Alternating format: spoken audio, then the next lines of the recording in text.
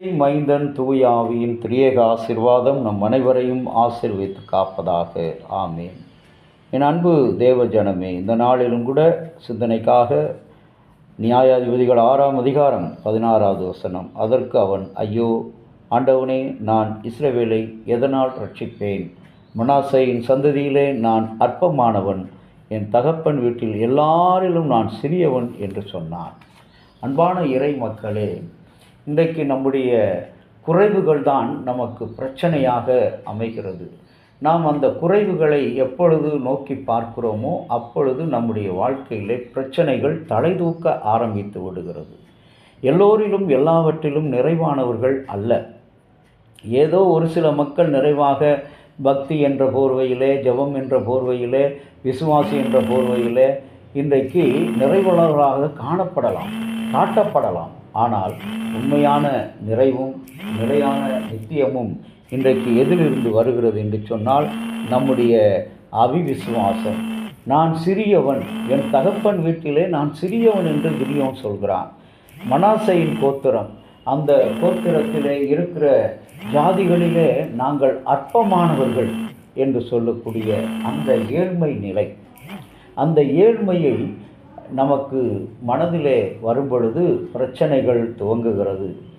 ஏன் நாம் ஏழ்மையாக இருக்கிறோம்? ஏன் இந்த தாழ்மையில் இருக்கிறோம்? ஏன் சிறியவன் என்று அழைக்கப்படுகிறோம்? வாழ்க்கையில் நமக்கு தோன்றுகின்ற முக்கியமான அங்கம் இந்த பிரச்சனைகள். நம்முடைய நம்பிக்கையின் குறையும் பொழுது, நம்முடைய விசுவாசம் குறையும் பொழுது, அந்த பிரச்சனைகளை சகித்து கொண்டே இருக்கும் பொழுதுதான் பிரச்சனைகள். மனிதர்கள் அனைவரும் ஒரே பக்குவத்திலே, ஒரே நோக்கத்தோடு எந்த ஒரு மனிதனும் அந்த பிரச்சனைகளை அணுகுவதில்லை. இன்றைக்கு அந்த பிரச்சனை வராதபடி தவிர்க்க என்ன செய்வது என்று சொல்லும்பொழுது, நான் சிறியவன், என்னுடைய சந்ததி அற்பமான சந்ததி என்று சொல்லும் பொழுது ஒரு சிலரை வேதனைப்படுத்த வேண்டும் என்பதால் பிரச்சனைகளை எதிர்கொள்ள தயங்குபவர்கள்.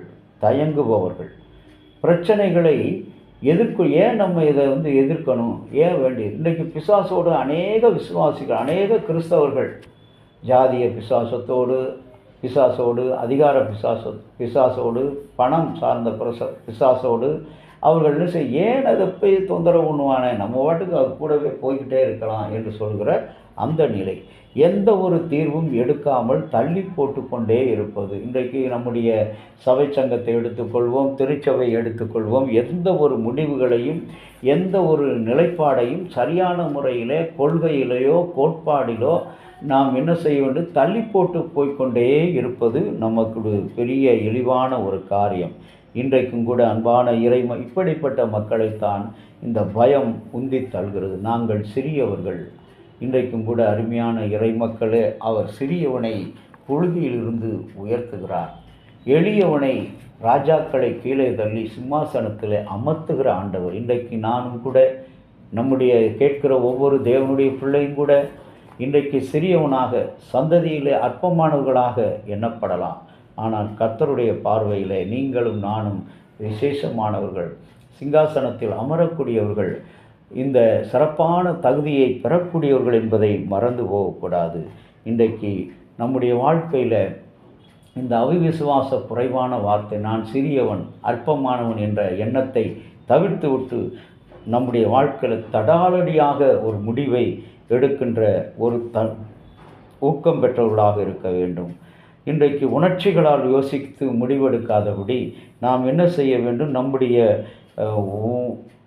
உணர்வுகளில் முடிவெடுக்க வேண்டும். பிறருடைய உணர்வுகளை புரிந்து கொண்டு பொறுமையாக இருப்பது இன்றைக்கு நம்முடைய வாழ்க்கையில் மிக மிக கடினமான ஒரு காரியமாக இருக்கிறது. ஆனால் கர்த்தர் சொல்கிறார், பொறுமையாயிருங்கள்.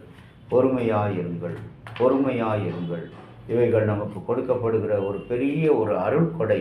இந்த கொடையில் நீங்களும் நானும் நிழலாறும்படி, இளைப்பாறும்படி கர்த்தர் அழைக்கிறார். அன்பு தேவனுடைய பிள்ளைய, கண்களை மூடி கடவுளை நோக்கி இந்த சிந்தனையோடு அந்த பிரச்சனைகளை மேற்கொள்கிற பிள்ளைகளாக வாழ கடவுளிடத்தில் நம்ம ஒப்புக் கொடுப்போம்.